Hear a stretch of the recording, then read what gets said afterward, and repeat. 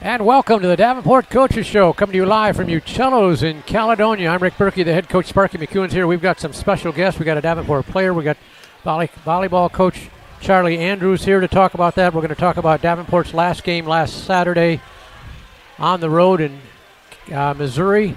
We will talk about the upcoming game later in the show as we continue on the road, head up to the UP, take on Northern Michigan in Marquette. But the head coach joins us right now after a hard-fought and, let's face it, heartbreaking one-point loss, 27-26 on the road to Truman State. Game that you dominated for most of the game, almost 2-1 in possession time.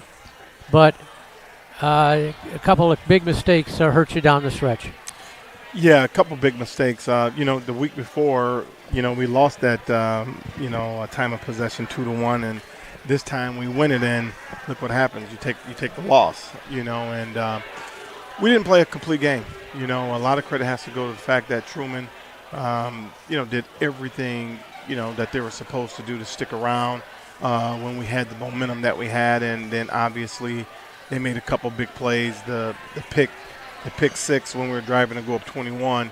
The pick six was something that, you don't obviously even think of, possibly happening. And, it was a couple mistakes that happened on that particular play, and, that lent itself to a possible pick six, and it happened, and then after that, our boys continued to fight. Man, it was hot. It was 95 degrees, and I just kind of felt like I could just see our team struggling, with the conditioning and just struggling to, be who we are, and then once again, though, a lot of credit has to go to the fact that Truman, and I told the guys they're not going to quit. It's the type of football program they average, 8 or 9 wins a year, and, they're always in the hunt of the championship in the GLBC, and it's a great test for us, playing that type of program, and those are the type of programs that we like to play.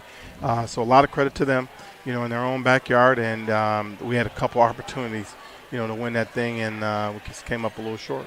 Was the fatigue factor part of the decision to go for two when you scored in overtime to win or lose it? There was a couple things. We felt like, through some film study, that we had a play that, could possibly, get in there for our success. And the guys knew going in if it was going to go into overtime. That's the kind of game we thought it would be. We knew it was going to be a tough game, and had nothing to do with us missing the field goal, to win it at that point in time. It had more to do with the fact that, we had a chance. They had gotten some momentum, and now with us winning the toss, I felt like we could play defense first, and if they didn't score, we could kick a field goal to win it. Or, if they do score and they go for one, in which they did, now it's the table's set, for us to score a touchdown and go for two. We had the play, and, man, we had a couple guys. And, we just, football is a game of timing and inches, and we just happened to, whether it was protection, whether it was receiver just breaking open, we weren't able to seal the deal, and it was very unfortunate that we had to lose that way. Sparky, you mentioned you saw a play that you thought would work against them in the two-point play. I hear coaches talk about plays they work on in those two-point plays.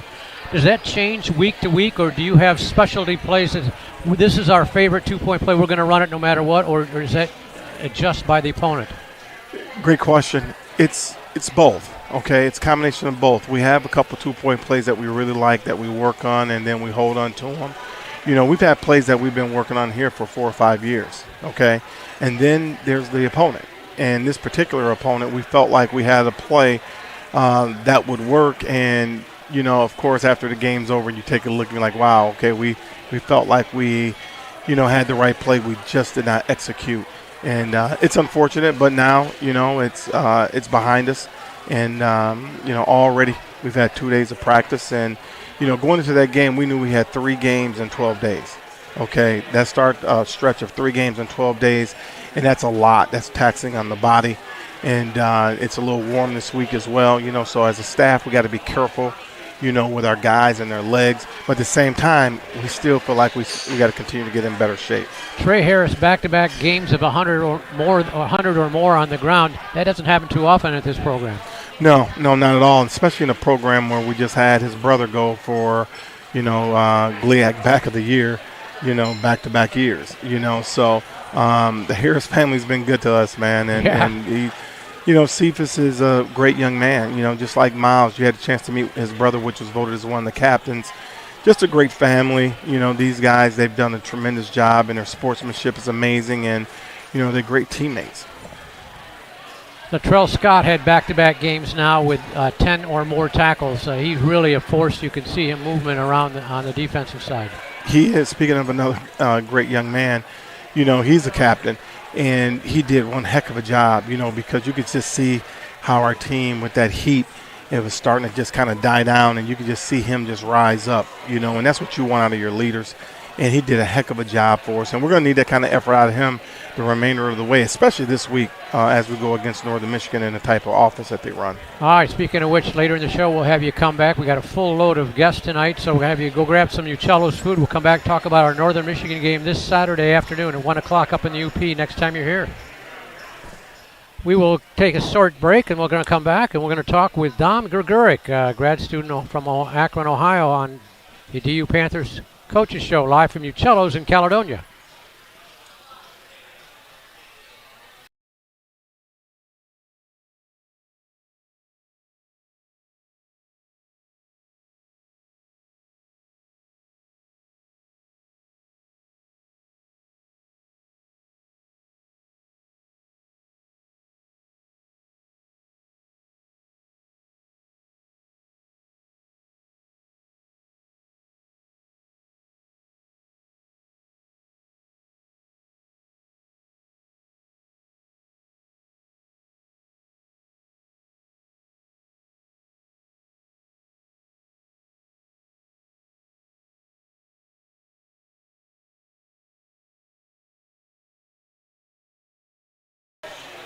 Next stop on the Davenport Coaches Show here from Uccello's in Caledonia, where they have a great atmosphere here, a lot of huge big screen TVs.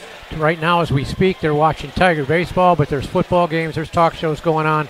It's everywhere across this great facility here, great food, great atmosphere, Uccello's in Caledonia.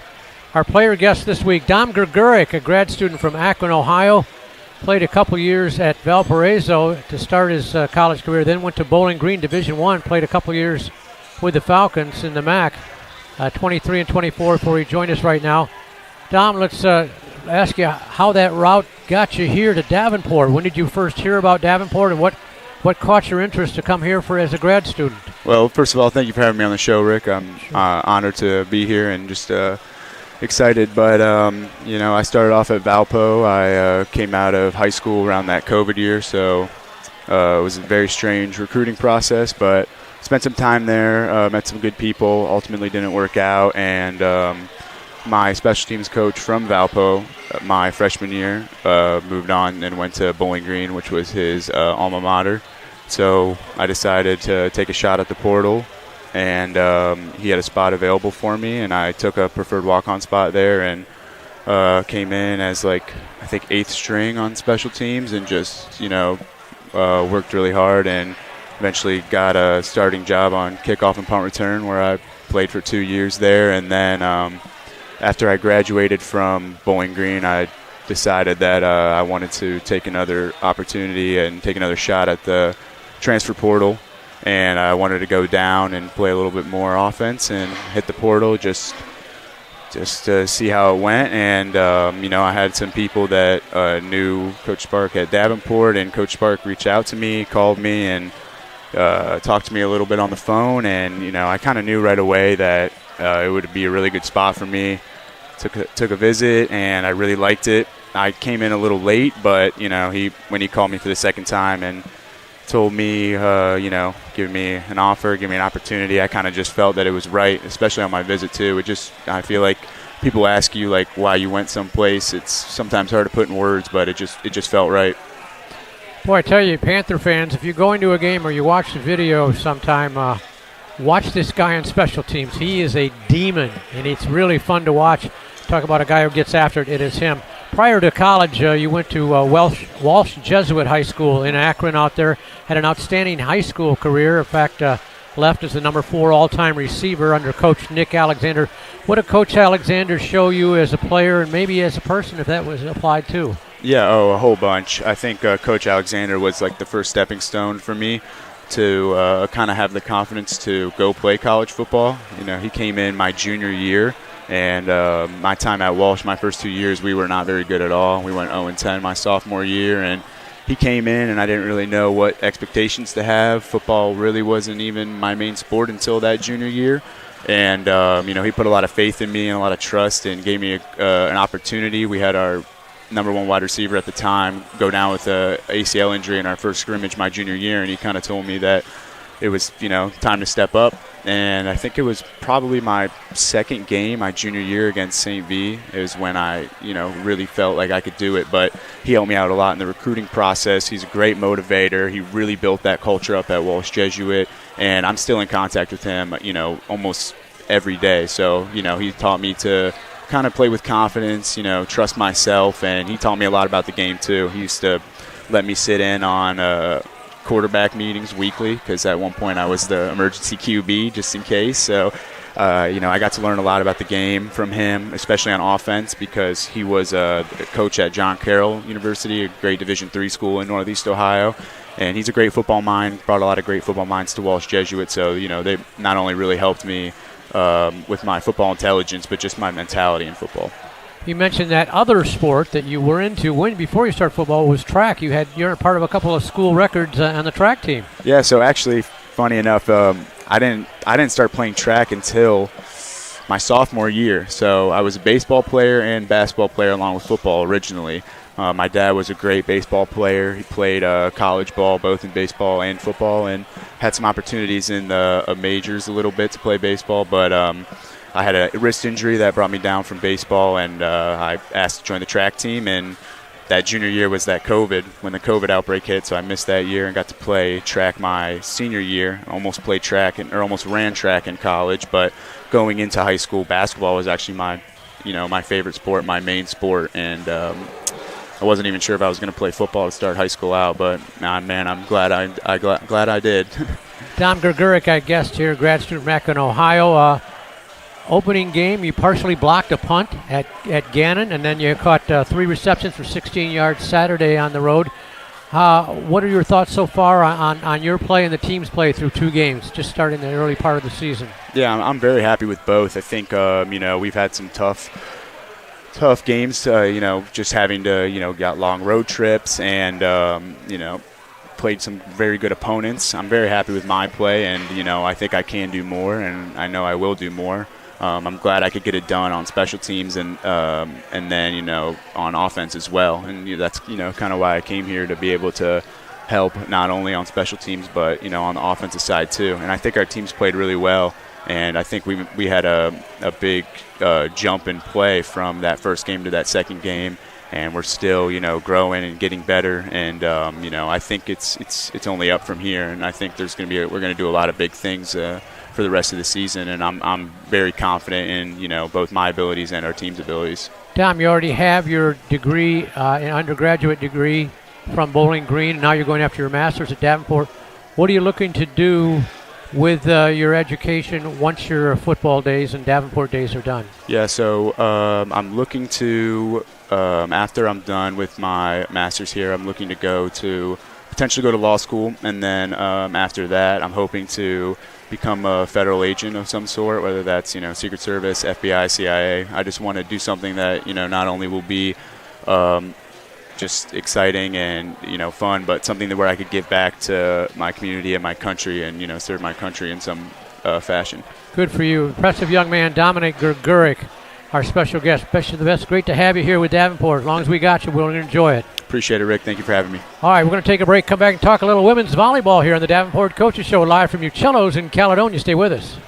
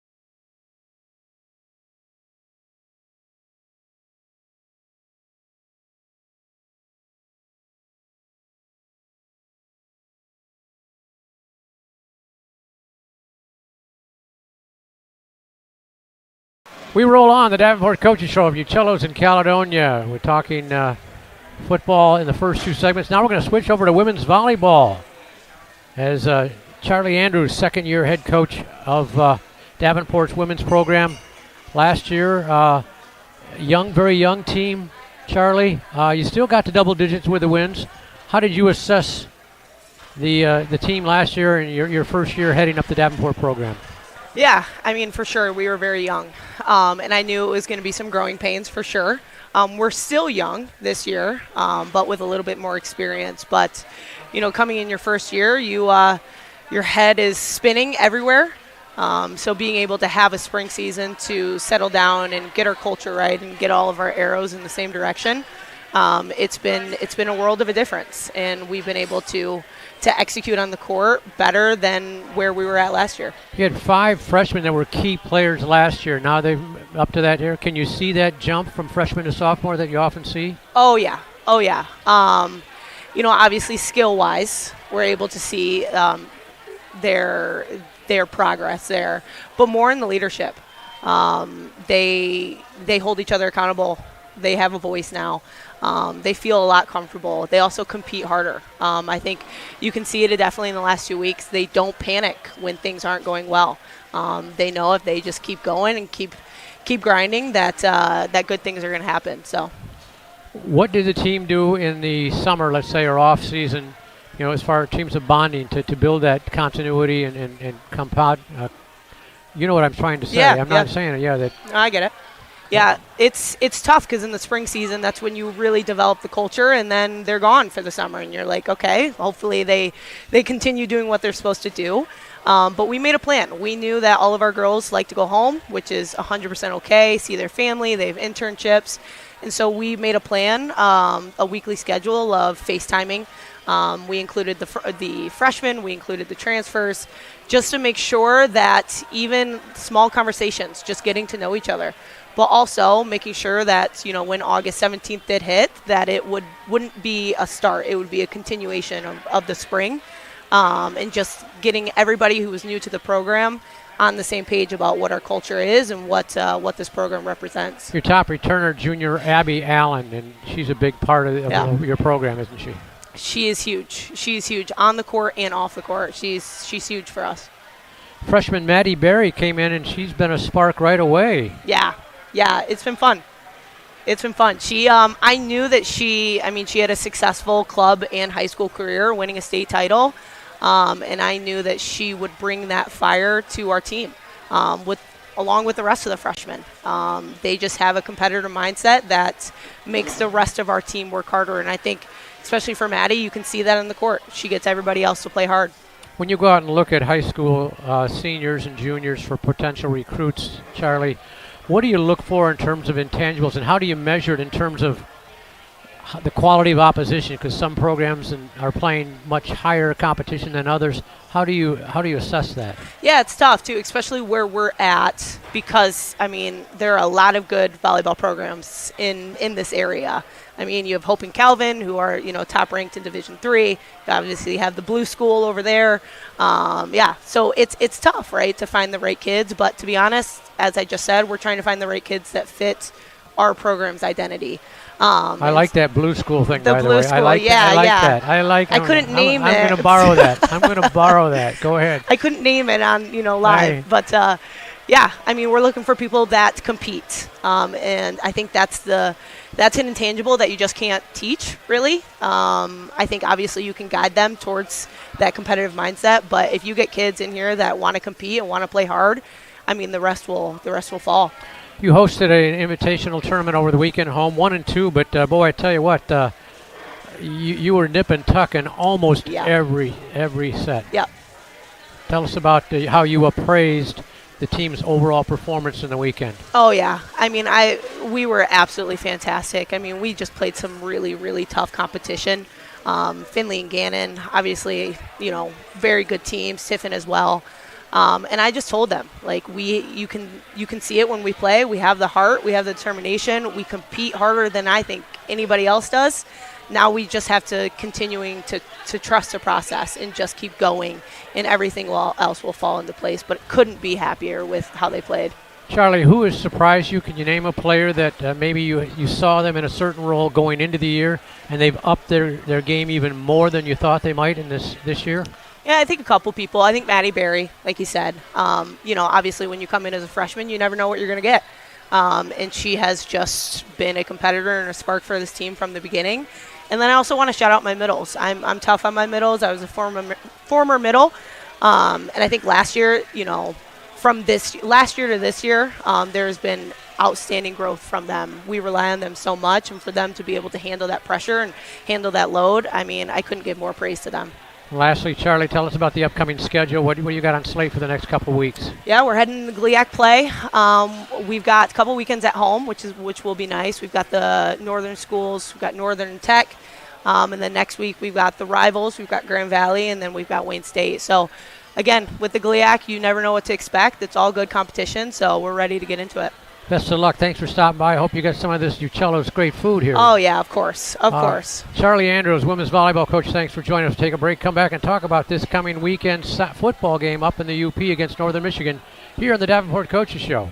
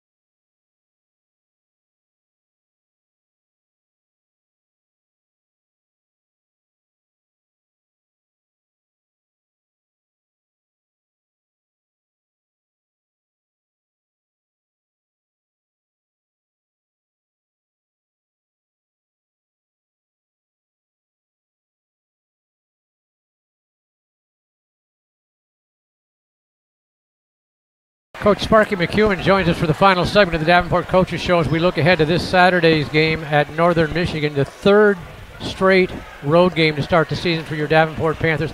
Not only the third straight road game, the third straight long road trip to start the year, Sparky, and we've talked about that going into the year, and you got to hit the trail once again to go up to the UP.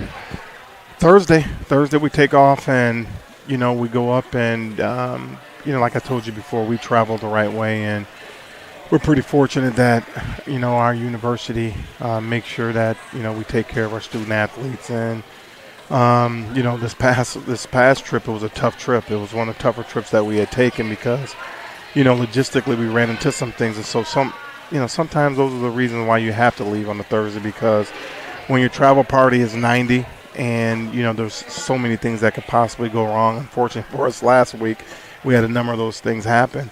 Now going this week, we're very familiar with our trip, where we're headed, and it's going to be another tough road trip.